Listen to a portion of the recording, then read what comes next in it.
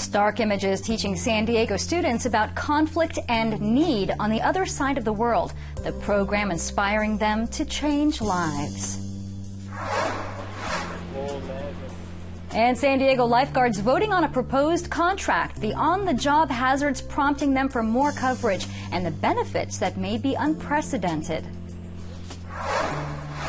If we have women who come in, if we have people of color who come in and make games, they will make games that appeal to them, and that sort of broadens the conversation.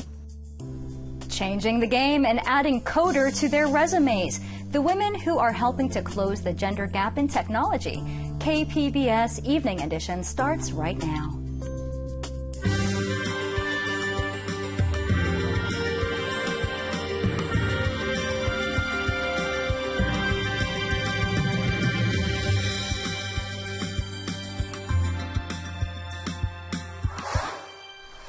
Good evening. Thanks for joining us. I'm Maya Trabulsi. The price of crude oil today sank almost 7%, dropping stock prices down with it, bringing the market to its lowest level in almost 2 years.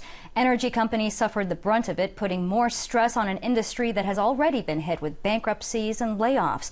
The price of crude fell below $27 a barrel. That's the lowest price since May 2003. While cheaper oil prices are good for consumers, investors are worried demand is falling because of the global economy is slowing down. And San Diego's economy may be lethargic this year because of the effect of the slowing national economy. A forecast schedule released today by the National University System Institute for Policy Research says regional economic growth could be 1.9%. That falls short of the 2.1% estimate for last year. After adjusting for inflation, this means the median household income in San Diego still has not returned to pre-recession levels. As part of its commitment to invest in its workforce, Walmart announced it will be awarding pay raises to a large number of its employees. The move marks the biggest change the chain has made to offer better wages and benefits as it faces pressure from labor-backed groups. In October, Walmart CEO Doug McMillon said the company expects to spend $1.5 billion on its workforce this year. San Diego lifeguards are voting on a new contract proposal today, but union leaders don't think the healthcare portion offers enough coverage. KPBS reporter Eric Anderson has details. San Diego's roughly 100 full-time lifeguards are voting on an agreement that includes a health care package that city officials are calling unprecedented. It contains presumptive health care coverage for a number of illnesses and injuries, and that means lifeguards don't have to prove a specific on-the-job hazard caused certain illnesses. It's presumed that on-the-job risks raise the chance that lifeguards will be afflicted. Lifeguard Chief Rick Wirtz calls it a pretty good deal. It's the first of its kind that I'm aware of anywhere in the state being provided to lifeguards. And this city is on the cutting edge of looking out for its ocean lifeguards.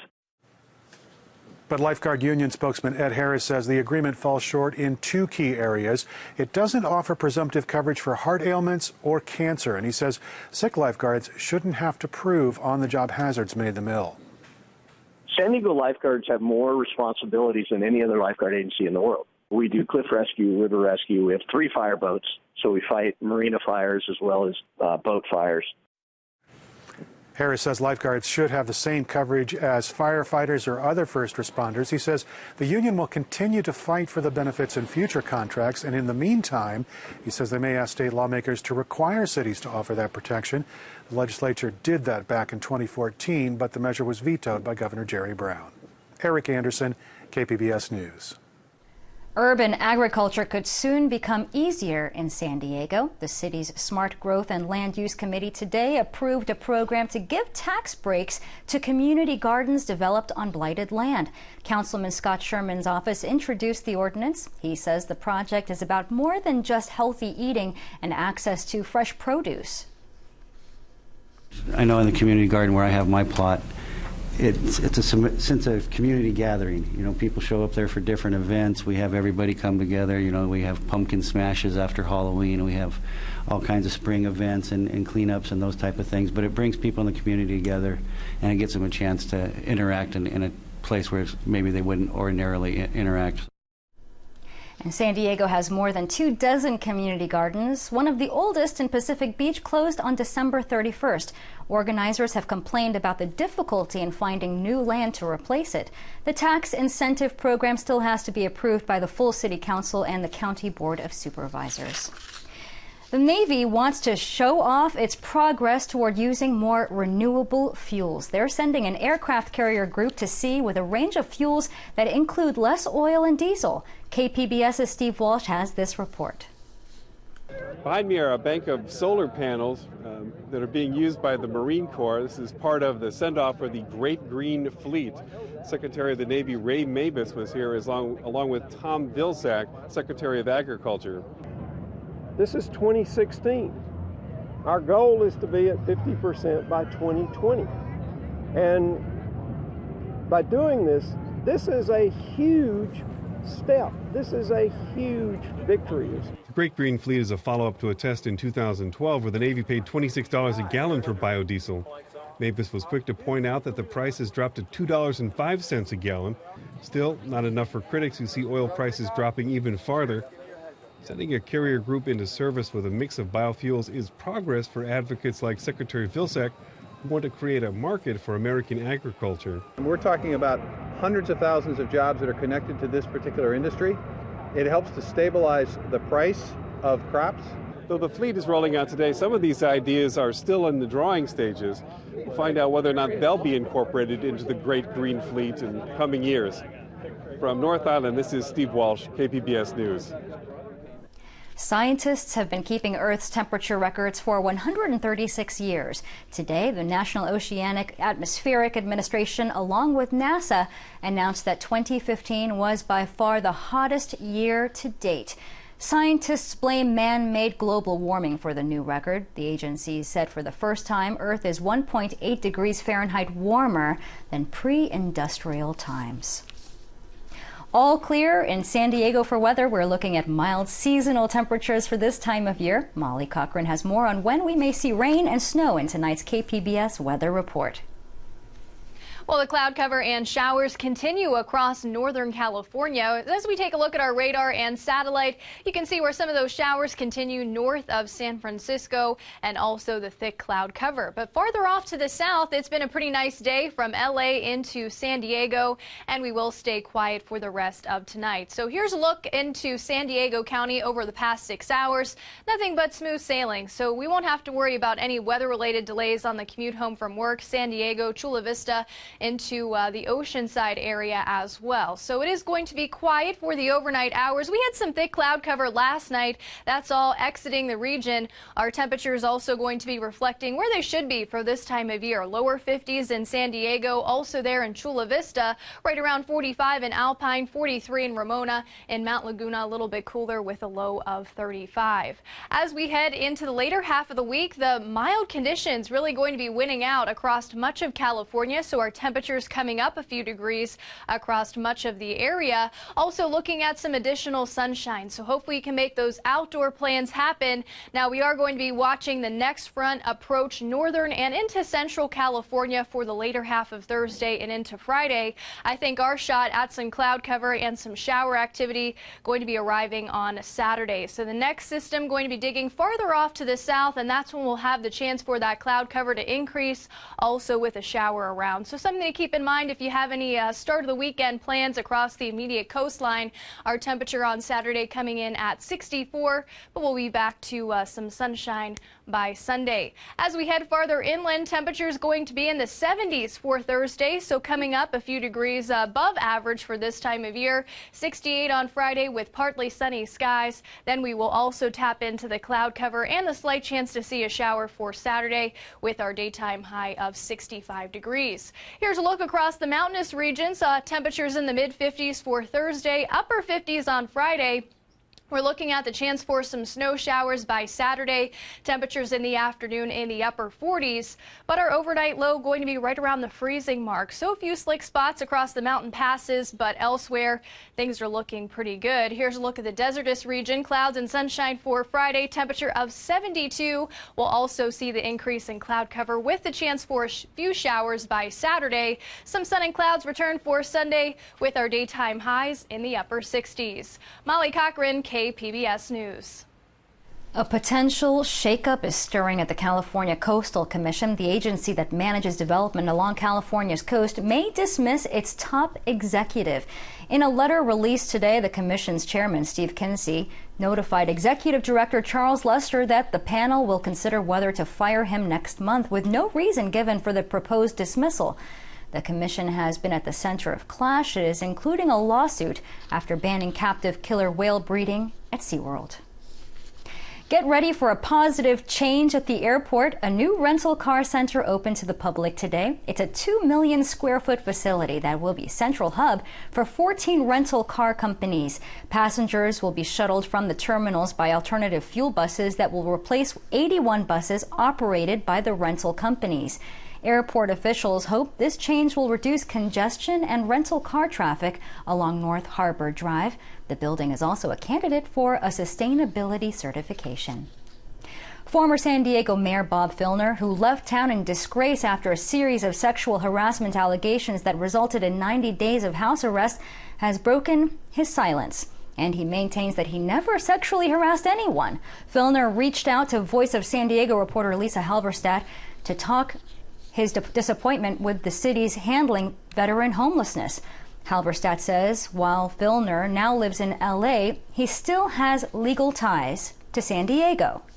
He has a handful of cases that are still, as I understand, going through the process. He is, on some of those cases, being represented by the city attorney's office. And you can hear the full conversation with Lisa Halverstadt on our website at kpbs.org. A change to Proposition 13, known as the electric third rail of California politics, could be on the ballot this fall. A coalition of progressive groups is gathering signatures for a voter initiative that would place higher taxes on properties valued at more than $3 million. Supporters say the measure would raise up to $7 billion a year for anti-poverty programs.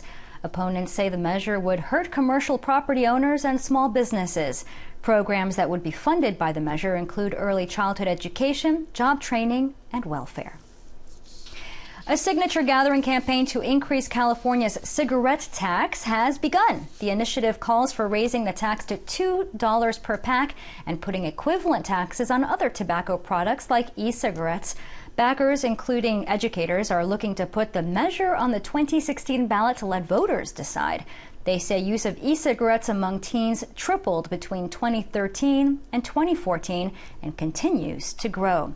State officials say smoking causes more deaths every year than traffic accidents, murders, and illegal drugs combined. It was a deadly attack that lasted for hours. Islamic militants stormed a school in northeastern Pakistan, raising questions about whether security forces are able to protect schools from extremists. 20 people were killed and 23 others wounded in today's assault at the university. A Taliban offshoot claimed responsibility for the attack, though a Taliban spokesman denied the Taliban organization's responsibility. Since the start of this new year, Pakistan has suffered 5 militant attacks. The oldest monastery in Iraq is gone. Another victim of the so-called Islamic State's campaign to destroy heritage sites it views as heresy. Associated Press reporter Luke Sheridan has more on how Eyes in the Sky confirmed preservationists' worst fears. For more than 1,400 years, St. Elijah's Monastery in Iraq stood as a sacred place of worship for Christians. Generations of monks tucked candles in the niches, prayed in the dark, and worshipped at the sacred altar. Now, satellite photos obtained exclusively by the Associated Press confirm what church authorities and preservationists had feared. St. Elijah's is now just a pile of rubble after being razed to the ground by the Islamic State group. Our Christian history in Mosul is leveled in a barbaric way. Ever since IS militants swept through the region in the summer of 2014, experts involved in the site's protection had been unable to find out if it had become prey to the group's campaign of destroying historic places and artifacts. This is an image taken on August 27, 2014. As we look at the next image that was collected in this area, this now becomes September 28, 2014. You look at the equipment here, it's all lining up. So you know you're looking at the same exact place and you're able to do this comparison very quickly. The monastery was built by an Assyrian Christian monk around the year 590. It served as a holy site for Iraqi Christians for centuries, part of the Chaldean Catholic community in the Middle East. Suzanne Bott helped restore the monastery between 2008 and 2010 as a U.S. State Department cultural advisor. We have to mourn the loss for future generations, that they will never be able to stand in these locations and experience the feeling of looking around and seeing what our ancestors were able to do. As IS fighters proclaimed a caliphate in Iraq and Syria, they have killed thousands and destroyed whatever they consider contrary to their interpretation of Islam. The monastery attracted all the people from Mosul, Christians and Muslims. All the poets, historians, and travelers wrote about this monastery. They described the place and the atmosphere with the priests inside. Therefore, it became a very important place for the history of the church in Iraq. St. Elijah's now joins the religious and historic sites that were lost to the Islamic State in the ancient city of Nineveh, Palmyra, and Hatra. Museums and libraries have been looted, books burned, and artwork crushed. Luke Sheridan, The Associated Press.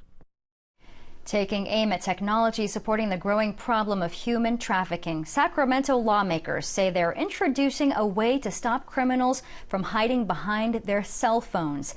New legislation would allow law enforcement to get a court order to access private data on a suspect's phone. Suspects connected to human trafficking often share videos and pictures of their young victims on these devices. The bill would require smartphones made after 2017 to be capable of being decrypted and unlocked with a judicial search warrant if the owner is suspected of a crime. The burden is on cell phone manufacturers to change their operating systems by 2017 if the bill becomes law. The bill would fine phone companies that don't comply $2,500 for each smartphone sold or leased.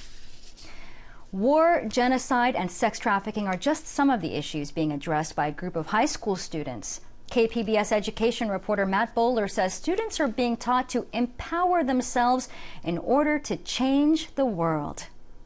Whether it's war or sex trafficking. So it's basically where where everybody works, where everybody, where most of we drug addicts, we work here. Or refugees. The University of San Diego's World Link program is working with about 2,000 San Diego high school students to help solve these global problems and save lives. For my humanities class, we were doing a project about the Darfur genocide. 17-year-old Renta Del Riego remembers when she first got involved with the World Link program. For 19 years, the program has been empowering high school students to tackle these big global issues. Their annual conference has grown from about 200 in 1997 to 800 this year. USD's Debbie Martinez says the program and conference aim to teach high schoolers how they can make a difference. Here, you're really able to, the students are able to be exposed to a lot of issues that are real, but also in a way where it's a safe space for them to question it, question themselves, question one another. Del Riego says because of the World Link program, she's learned even young people can have a huge impact. Knowing that youth, as little power as we might feel that we have sometimes, we have the power to do something. Del Riego says even teenagers can change the world. Change your life by changing other people's lives, because you are helping someone else, but you're also making your life more meaningful, and that is an awesome feeling to have. Matt Bowler, KPBS News. This weekend marks the curtain call for the SAT college entrance exam as you may know it. A new revamped version will be laid on high school desks starting this March. The College Board says the new test will focus more on what students are learning in classrooms. There will no longer be a penalty for guessing, and the dreaded essay portion will be optional. I'm Judy Woodruff on the next News Hour, an inside look at the Flint, Michigan water crisis, which poses major health risks to its population. That's Wednesday on the PBS News Hour.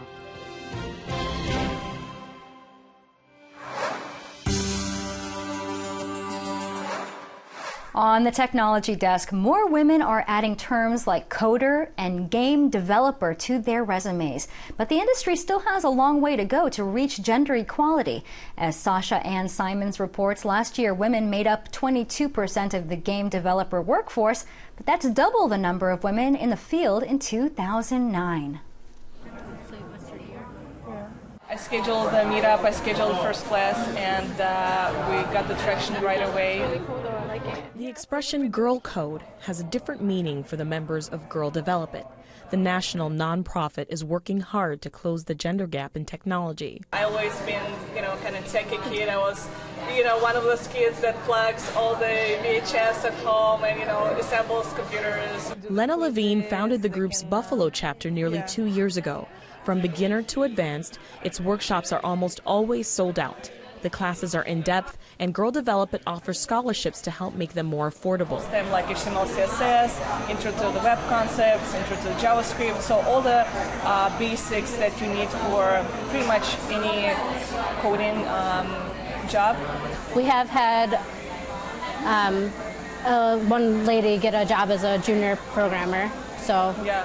More women are adding terms like coder and game developer to their resumes. Last year, women made up 22% of the game developer workforce.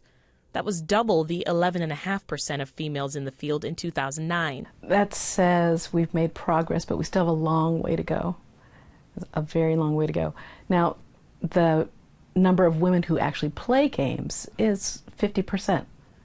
Eloise Oizon has taught all things game design and development for the last 15 years at Rochester Institute of Technology. And every year, she makes it a point to try and encourage more female students to get in the game. If we have women who come in, if we have people of color who come in and make games, they will make games that appeal to them, and that sort of broadens the conversation. I didn't even know what technology was. No idea. As a kid living in Colombia, South America, back in the 90s, Elizabeth Canis had zero exposure to computers and software. But through the years, technology as she knew it became less scary. When I decided I needed to choose a career, I'm like, I'm going to be a programmer. What I thought programming was learning Microsoft Word, Microsoft Excel, PowerPoint. I would say I'm going to be an expert programmer in these programs. So my first programming class, I almost had a stroke. Canis grew up in New York City, and she says back then computer classes weren't a thing until high school, if you were lucky. Nowadays, she lives upstate and says when she hooked up with Girl Develop It, there was no turning back. Number one, I learned that I was capable because at a certain point I felt that maybe I was too far behind and I was never going to be able to catch up, and perhaps technology wasn't going to be a career path for me. There's a massive video game archive at Rochester's Strong Museum. In fact, it's the world's largest collection. It has genres of games made by both sexes. Some of the most compelling, interesting games now, a movement called indie games. Many of those developers are women who are working on those as well. And it's a fresh voice and a sign of a maturing industry. Oizon remembers a time when breaking into the industry as a woman felt impossible. She says those barriers helped her develop a tough skin. The first woman in this situation, the first brown person in this situation, and all of a sudden you have to be not just competent, you have to be more than competent, you have to be super adjective. It is in that context because you're representing everybody else. Time to get some work done. The women of Girl Develop It say they have more classes on coding, gaming, and mobile apps in the works, and they're pumped about hosting a second hackathon in the spring. But more than anything, the group is optimistic and say women will eventually reach parity with men when it comes to technology. I think so. I think it's just we started later because we didn't have interest earlier. And this Innovation Trail report was made possible by the Corporation for Public Broadcasting. Researchers announced today that there could be 9 planets in our solar system after all. Our system's planet count went down to 8 about a decade ago when Pluto was downgraded to a dwarf planet. But astronomers from Caltech said while they haven't actually seen it yet, they have found evidence of a 9th planet. All those people who are mad that Pluto is no longer a planet can be thrilled to know that there's a real planet out there still to be found. And the theoretical planet is thought to be a gas giant 10 times bigger than the Sun, orbiting 20 billion to 100 billion miles away.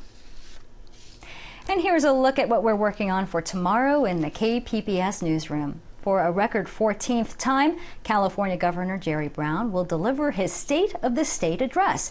We're going to have live coverage and analysis starting at 10. And where to go? What to eat? Those are the questions. We're talking Restaurant Week tomorrow on Midday Edition. Join us at noon on KPBS Radio. And you can find tonight's stories on our website, kpbs.org/evening edition. Thank you for joining us. Have a great evening.